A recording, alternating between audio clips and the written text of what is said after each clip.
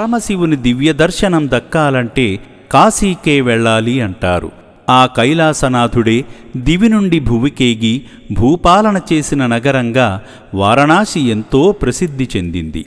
మన వాడుక భాషలో పిలుచుకునే కాశీ కూడా ఇదే. కాశీ అనగా మెరుపు అని అర్థం. ఈ ప్రాంతమంతా విశ్వేశ్వరుని తేజోవంతమైన కాంతితో నిండి ఉంటుంది. 12 జ్యోతిర్లింగాలలో ప్రముఖమైన కాశీ విశ్వనాథ జ్యోతిర్లింగంగా ఆ ఆదిదేవుడు స్వయంభువువై కొలువైనాడు. ఈ క్షేత్రం భక్తుల పుణ్యప్రదాయంగా కొనియాడబడుతుంది. ఈ పుణ్యప్రదేశంలో పార్వతీదేవి విశాలాక్షిగా అవతరించి భక్తుల కోరికలను తీరుస్తున్నారు. ఈ కాశీ విశ్వనాథాలయం శైవ క్షేత్రాలలో అత్యంత పవిత్రమైనది. మహారాజా రంజిత్ సింగ్ ఈ ఆలయానికి టన్ను బంగారాన్ని దానం చేసి దేవాలయ శిఖరాలకు బంగారు పూతను ఏర్పాటు చేశారట.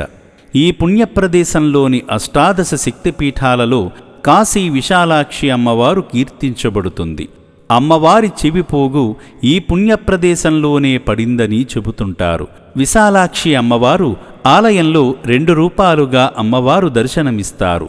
1 అర్చనమూర్తిగా, 2 స్వయంభువుగా.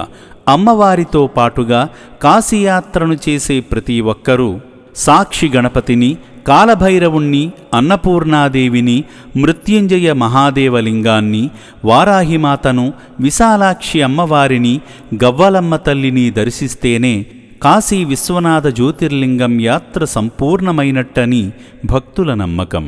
వచ్చే నవంబర్ 1వ తారీఖున కాశీ విశ్వేశ్వరుని ప్రతిమ దర్శన భాగ్యం శ్రీ పుణ్యలింగేశ్వర స్వామి క్షేత్రంలో కూడా లభించబోతుంది.